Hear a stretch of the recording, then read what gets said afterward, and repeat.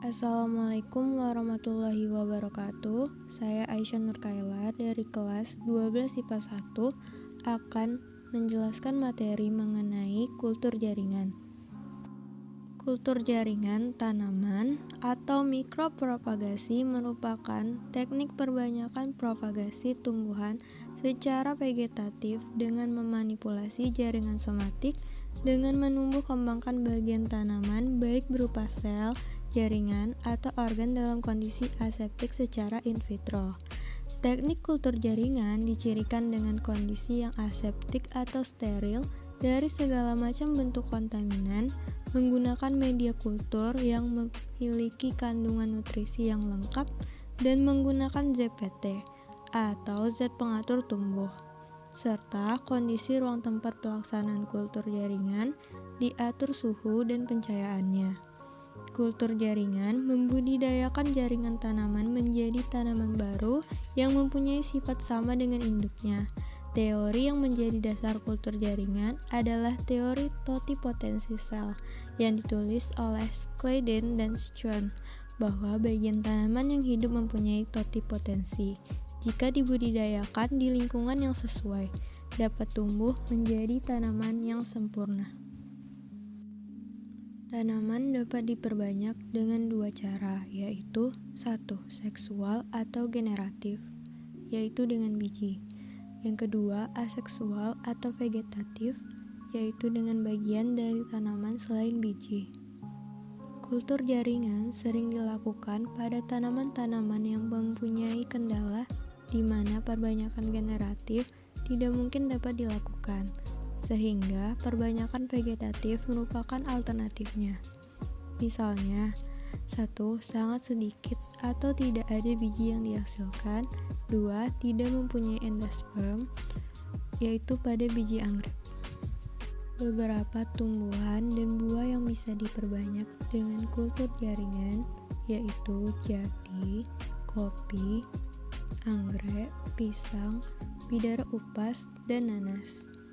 Kultur jaringan dapat menghasilkan tanaman yang identik induknya dalam jumlah yang besar, sedangkan perbanyakan tanaman dengan biji atau kacang merah hanya menghasilkan satu jenis tanaman yang sama.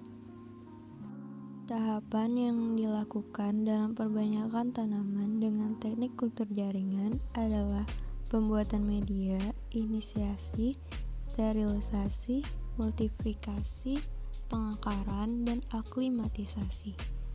Media merupakan faktor penentu dalam perbanyakan dengan kultur jaringan. Tahapan pertumbuhan pada kultur jaringan. Yang pertama, pembuatan media. Media merupakan faktor penentu dalam perbanyakan dengan kultur jaringan. Media yang digunakan biasanya terdiri dari garam mineral, vitamin, dan hormon. Selain itu, diperlukan juga bahan tambahan seperti agar, gula, dan lain-lain.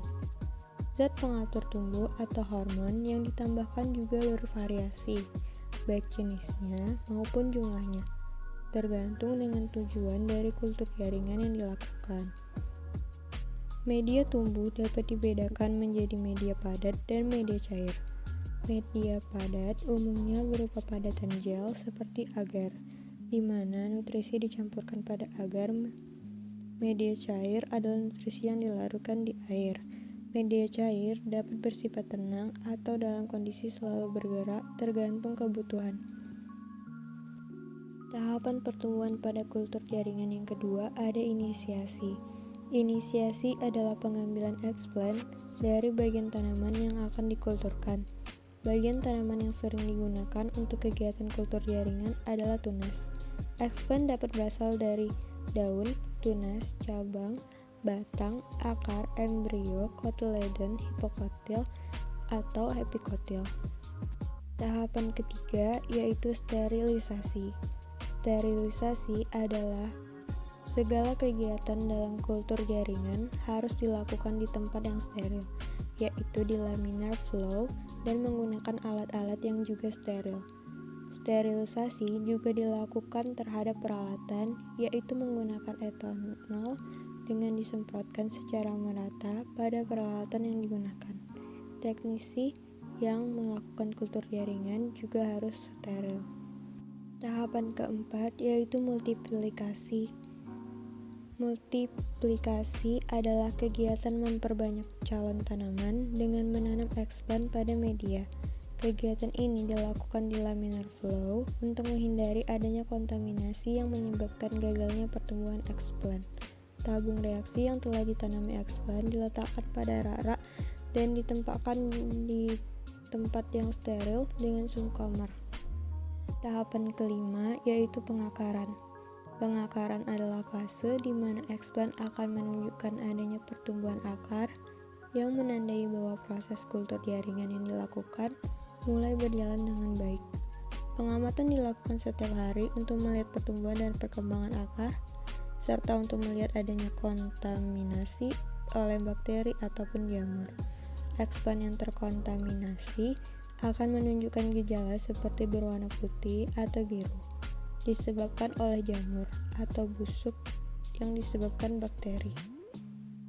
Tahapan keenam yaitu aklimatisasi.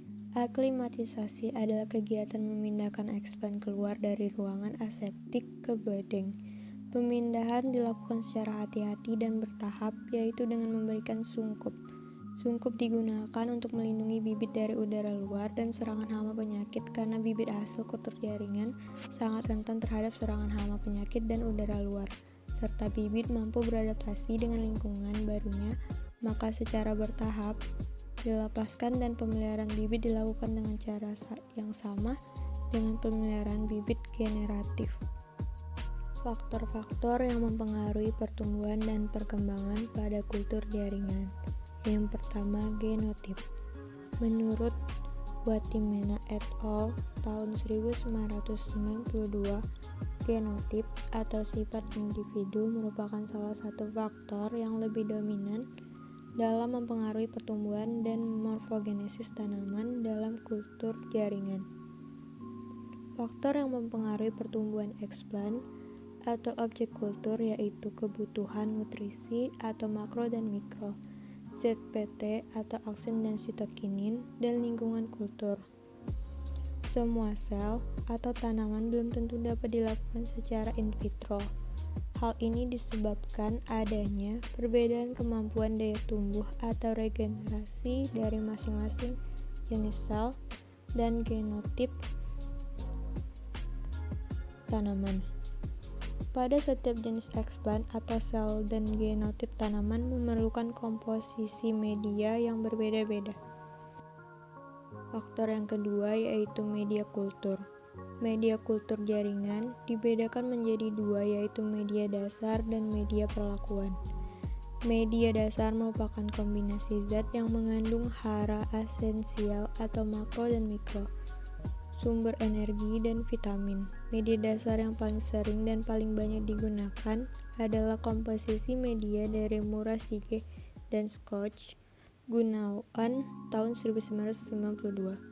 Masing-masing jenis explant atau sel dan genotip tanaman memerlukan komposisi media yang berbeda-beda.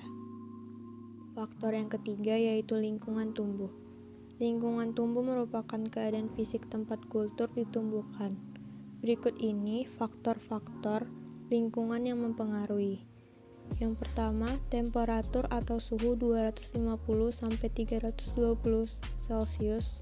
Suhu di bawah optimum dapat memperlambat pertumbuhan explant, begitu pula suhu di bawah optimum.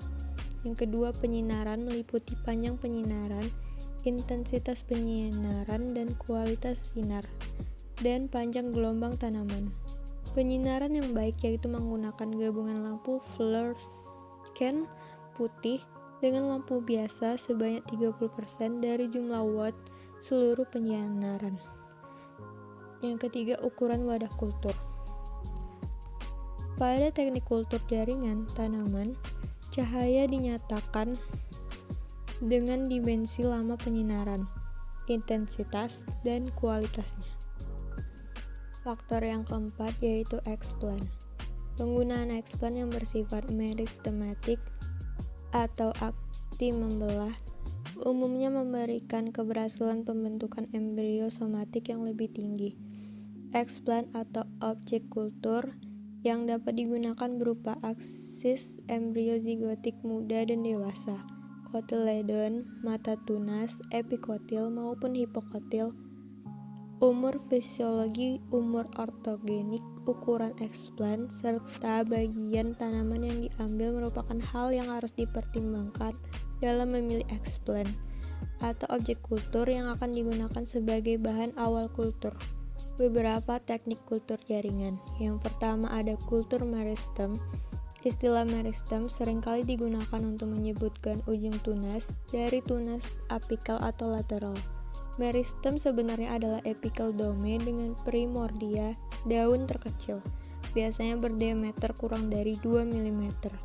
2. Kultur kalus. Kultur kalus adalah kultur yang diambil dari bagian eksplan yang sudah membentuk kalus. Dalam teknik kultur jaringan, produksi kalus biasanya dihindari karena dapat menimbulkan variasi. Kadang eksplan menghasilkan kalus, bukan tunas baru, khususnya jika diberikan hormon dengan konsentrasi tinggi pada media. Teknik yang ketiga yaitu kultur suspensi sel. Ini merupakan hasil dari kultur kalus, di mana kalus biasanya didefinisikan untuk kumpulan sel-sel yang belum berdiferensiasi. Jika ini dipisahkan dalam kultur cair, maka disebut kultur suspensi. Kultur suspensi sel dapat dimanfaatkan untuk memproduksi suatu zat langsung dari sel tanpa membentuk tanaman lengkap baru.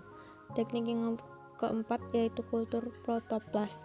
Ini merupakan langkah lanjutan dari kultur suspensi sel, di mana dinding sel dari sel-sel yang disuspensikan dihilangkan dengan menggunakan enzim untuk mencerna selulosa sehingga didapatkan protoplasma, yaitu isi sel yang dikelilingi oleh membran semi-permeable.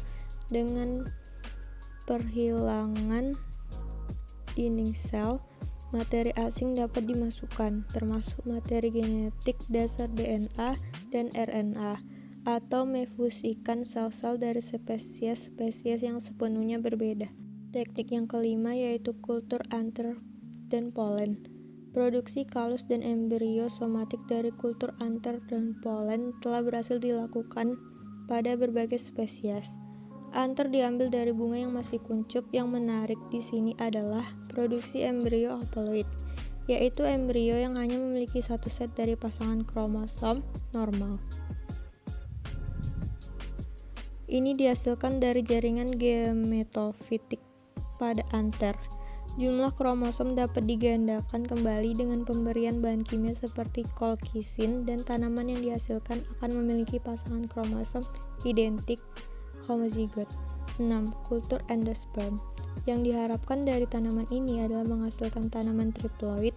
Pada kultur ini, yang pertama kali dilakukan adalah menginduksi endosperm agar terbentuk kalus. Selanjutnya diusahakan agar terjadi diferensiasi, yaitu memacu terjadinya tunas dan akar. Teknik yang ketujuh yaitu kultur embrio.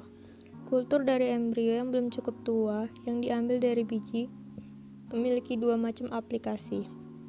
Pertama, inkompatibilitas pada beberapa spesies atau kultivar yang timbul setelah pembentukan embrio akan menyebabkan aborsi embrio. Embrio seperti ini dapat diselamatkan dengan cara mengkulturkan embrio yang belum cukup tua dan menumbuhkannya pada media kultur yang sesuai. Fungsi teknik kultur jaringan tumbuhan. Yang pertama, agribisnis. Bisnis berbasis usaha pertanian atau bidang lain yang mendukungnya baik di sektor hulu maupun di hilir. Yang kedua ada farmasi, yaitu ilmu yang mempelajari segala seluk-beluk mengenai obat. Yang ketiga konservasi tumbuhan, yaitu pengelolaan biosfer secara aktif yang bertujuan untuk menjaga kelangsungan, keanekaragaman flora dan fauna, dan pemeliharaan keragaman genetik di dalam suatu spesies, termasuk juga pemeliharaan fungsi biosfer seperti ekosistem.